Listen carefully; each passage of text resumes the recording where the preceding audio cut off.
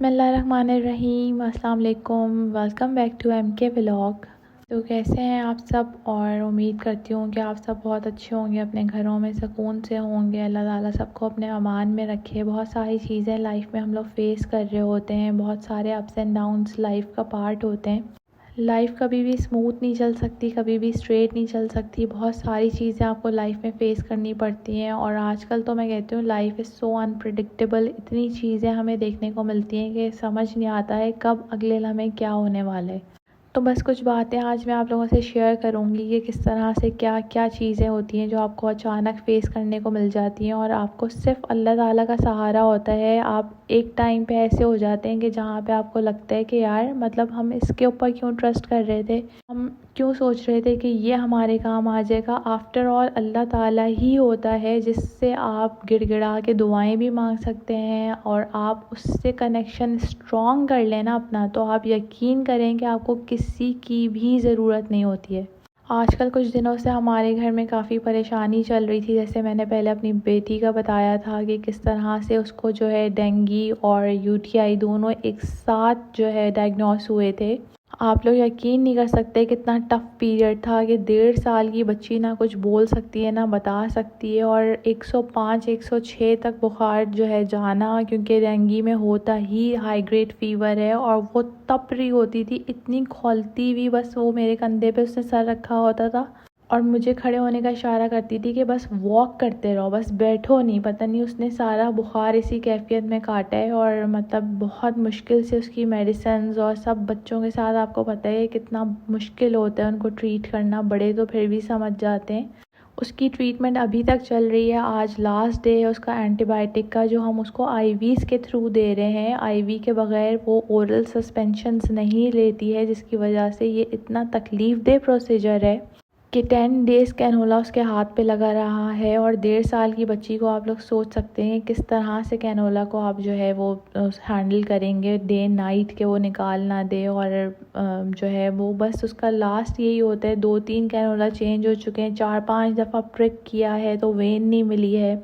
उसके बाद जो है मेरी जो बहन है उसका बेटा, वो भी अचानक से जो है उसको पहले डायरिया स्टार्ट हुआ है, उसके बाद जो है उसको स्टूल यूरिन पास नहीं हो रहा था। बहुत सारे उसके साथ इश्यूज़ चल रहे थे। फिर जी उसके साथ जो है कुछ इस तरह का हुआ कि अपेंडिक्स का डॉक्टर ने बताया।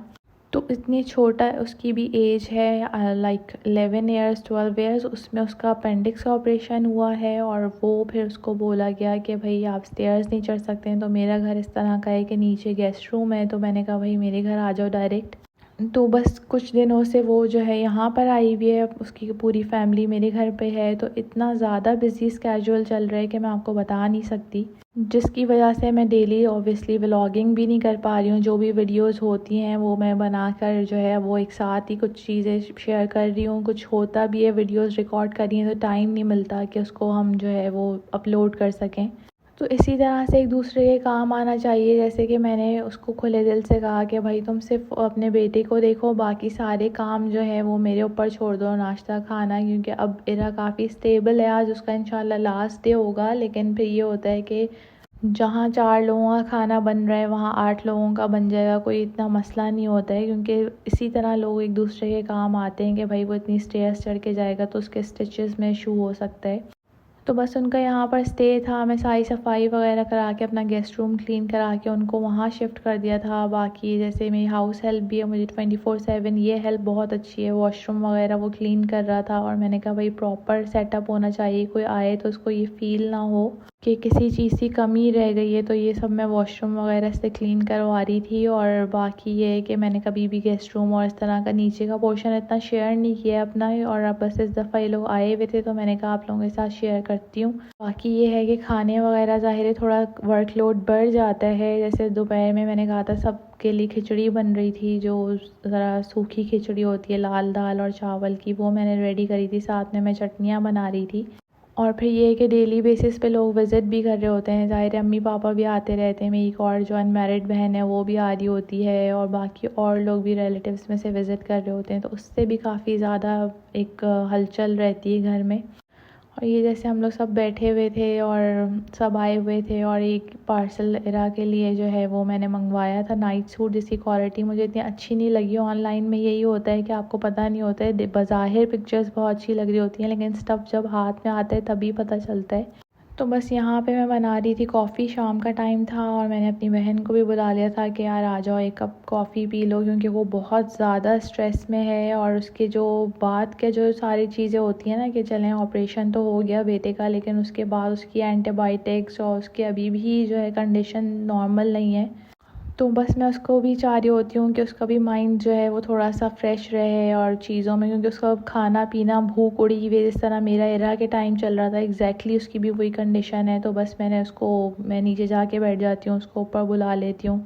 बस ऐसे ही होता है कि मैं चाहती हूँ कि थोड़ा सा डाइवर्ट हो जाए वो। और वो यहाँ पे कॉफ़ी पे हमारी बहस चल रही थी जो बहनों में होती है। वो दिखाई थी कि ग्लास वाली मेरी थी और मग वाली उसकी, तो वो कलर दिखा रही है कि ज़रा कलर चेक करें क्या कॉफ़ी दी है। तो असल में जिस ग्लास में पेस्ट बनता है ना, जो वो स्ट्रॉन्ग हो जाती है, तो वो बस हमारी थोड़ी सी चल रही थी चीज़ के, देखो ज़रा दिखाओ इनको ये तुमने मुझे कॉफ़ी क्या दी है।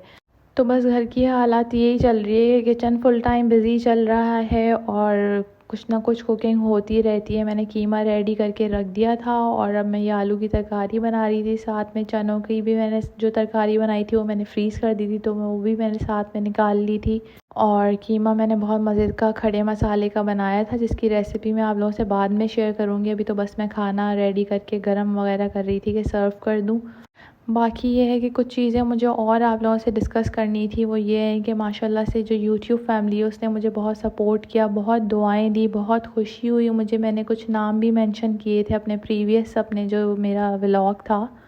और कुछ चीज़ें मुझे ये डिस्कस करनी थी कि कुछ हमारे रिलेटिव्स या हमारे सर्कल में कुछ इस तरह के फ्रेंड्स या हमारे जो क्लोज़ जो लोग होते हैं, कुछ उनकी चीज़ें मुझे इतनी वियर्ड लगती हैं कि ये जनरली सबके साथ होता होगा। आप लोग भी मुझे ये ज़रूर फीडबैक दीजिएगा अपना, क्योंकि मैं इतना डिसहार्ट हुई हूँ कुछ लोगों की बातों से कि यकीन करें, ना मैं कॉल्स रिसीव कर रही थी, ना मैं ज़्यादा इंटरेक्ट कर रही थी किसी से भी। मैं सिर्फ अल्लाह ताला से दुआएं कर रही थी और बस उसी से अपना कनेक्शन स्ट्रॉन्ग रखना चाहिए कि बस जो है वही करेगा। जैसे कुछ लोग बहुत करीबी मेरे पास आए, और जिसमें से जो है ना मेरी एक देवरानी है, उसने मुझे बहुत सपोर्ट किया। दूसरी मुझे आगे कहती है कि जी डेंगू में तो पता है आपको बच्चा एक्सपायर हो जाता है, और 3 दफ़ा उसने ये बात बोली। और यकीन करें, जब वो सिचुएशन होती है ना जिसमें आप परेशान हो कि आपका बच्चा इतना शदीद बुखार में है और इस तरह की बात आपको सुनने को मिले ना, तो यकीन करें इतना दिल मेरा ख़राब हुआ। कोई कुछ कह रहा है, कोई कुछ इसको तो हॉस्पिटल में एडमिट करा दो, घर पे रखा हुआ कैसे है, और ये तो तुम तो केयर ही नहीं कर सकती हो, हुआ कैसे डेंगू। और मच्छरों का तो मैं नहीं पता था किस तरह से इसकी केयर करनी चाहिए।